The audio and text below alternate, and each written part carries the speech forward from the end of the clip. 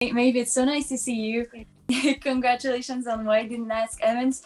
This is such a great adaptation. Have you been seeing the comments and the reactions online or from your friends and family? I haven't, to be honest. I will go looking. But yeah. people- I expect as much from the script and the filming of it. I expect as much. Yeah. People are absolutely loving it. I think it's funny and pretty amazing that I'm speaking to you today. Even before they sent me Why Didn't Ask Evans, I was watching And Then There Were None, in which you beautifully portrayed Vera Claythorne.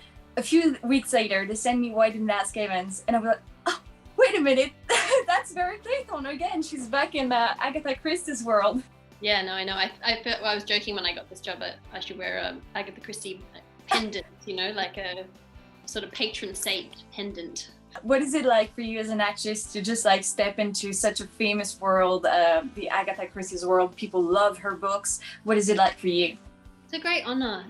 I never expected, I would never have predicted that I'd be into Agatha Christie's, but I'm very happy about it. And the writing is always so, both of the ones I've done have been adapted by brilliant minds, but the writing is so easy to slip into. The characters are always so strong. Yeah, it's a dream. Her work has been adapted so many times, and these contemporary adaptations are now still very popular. People still love watching them. Why do you think that is? And what attracts you as well to these kinds of stories?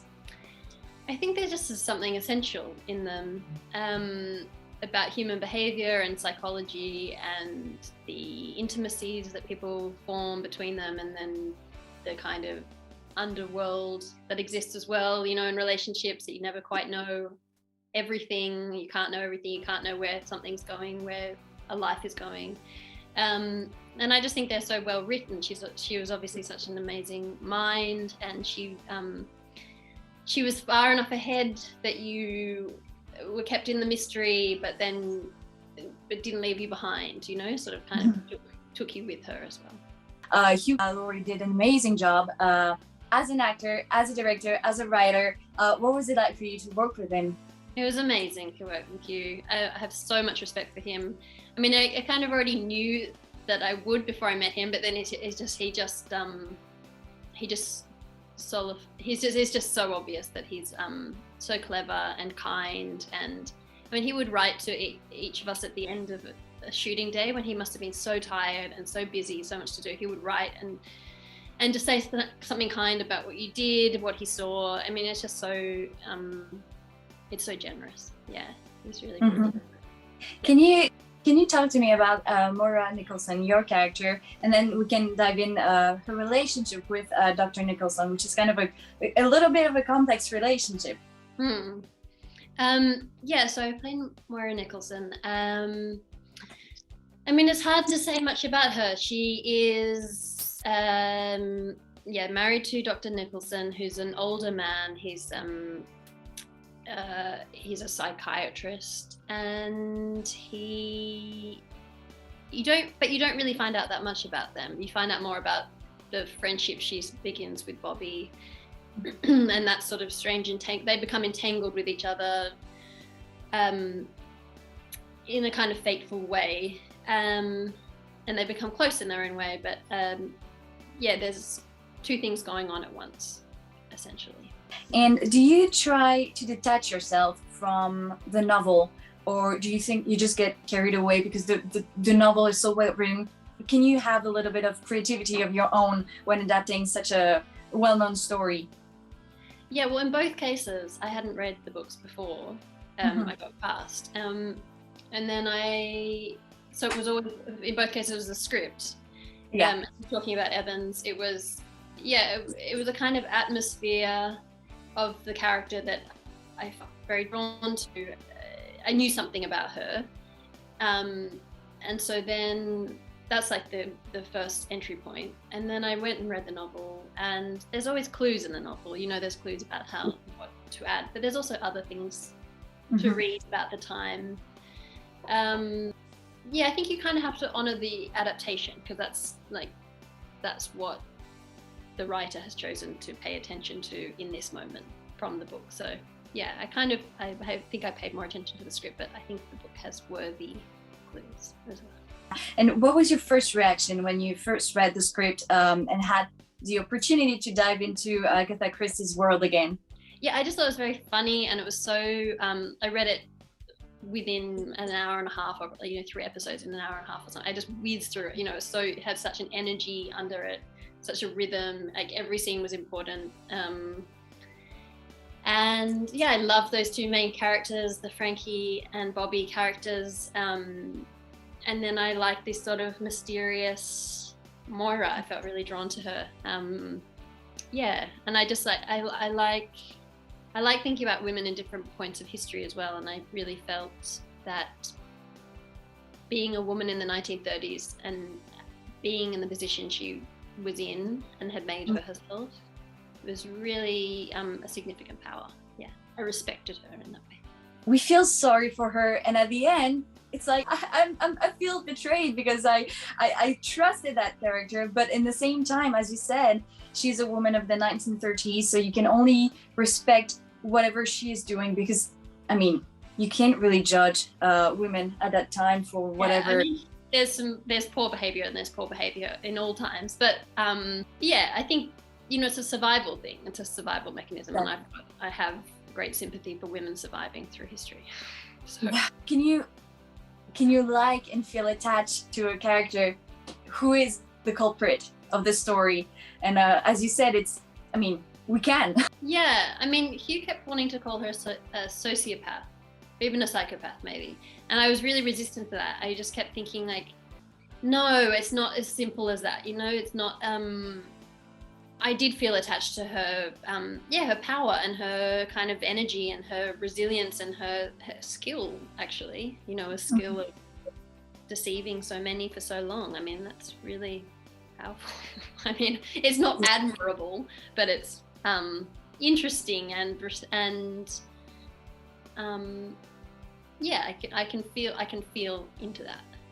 Yeah, I especially loved, the series has been out now and a lot of people have watched it, so we can talk about some certain scenes. I really loved one of the final scene where you are with Bobby and Frankie, and she's just, until the very last minute, she's trying to get out of there. She's trying to make it work for her. There were only a few minutes left. I was like, what's going to happen now? Is she going to be able to escape? No, I know. It's really fun. And she probably, how many times was she in that situation before that one, Like how many times over has she lived? So, yeah.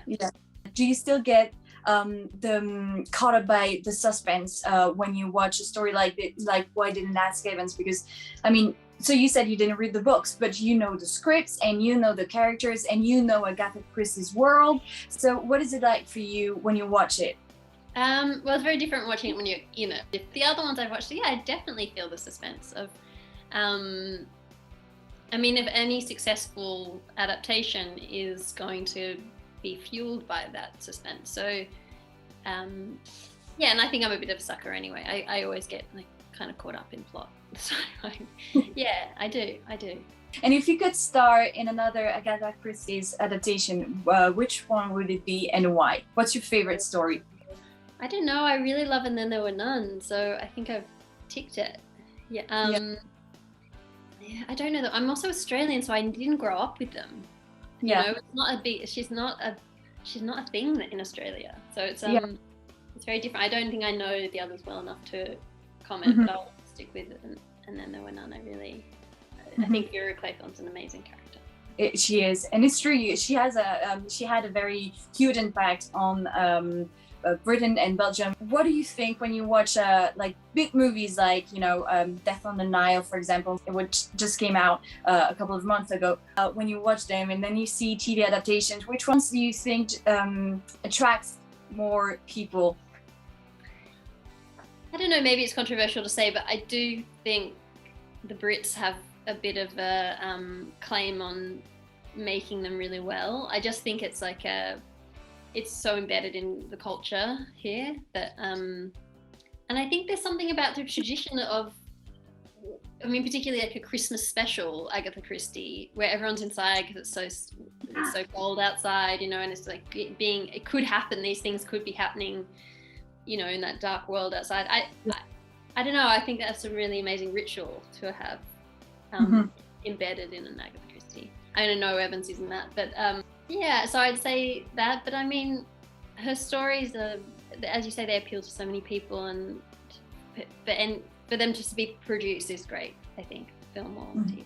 I think the TV adaptations have this advantage that they have many episodes. You really have the room to install some kind of very strange, gloomy atmosphere. And then there were None, they did that perfectly. Why Didn't Ask Evans, they did that perfectly as well. When you have multiple episodes, you can just like really dive into very teeny tiny details from the book. Yeah, I think that's right. I think that's the thing with any adaptation of a book, isn't it? That particularly I find this with film, there's always so much that has to be cut out, and unless there's something really succinct in the film that's not trying just to cover the whole book, then that's fine. But a plot-driven book, it's great to have that much room. I think you're right.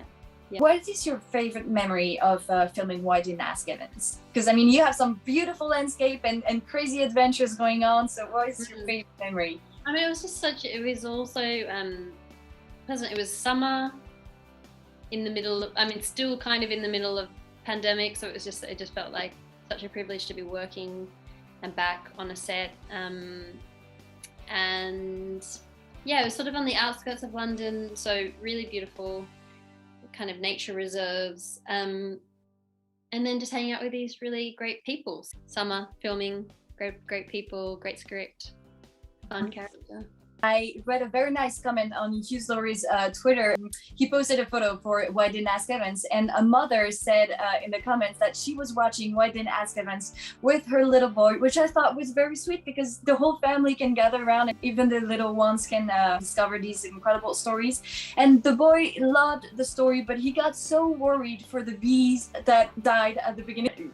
Completely crashed against the door, and she asked Hugh Laurie to say, please tell me it wasn't a real bee. And he was like, no insect were harmed, I promise, everybody's fine. No, I know, it's very emotional, those bees. I mean, I was like, no way. It was very carefully orchestrated, of course. No one's gonna, not in this day and age particularly, kill any bees. These are our life. But yeah. No, there was a bee handler and it was taken care of. Yeah, I just thought it was so sweet that a mother would show her little boy, who's probably like 4 or 5 years old. Yeah, it is a very generational world, Agatha Christie's world. It's pretty amazing. That's what I mean by the Christmas sit around. Exactly. Our time is up. Thank you so much for joining me, and congratulations again. Thank you. Bye. Thank you. Bye.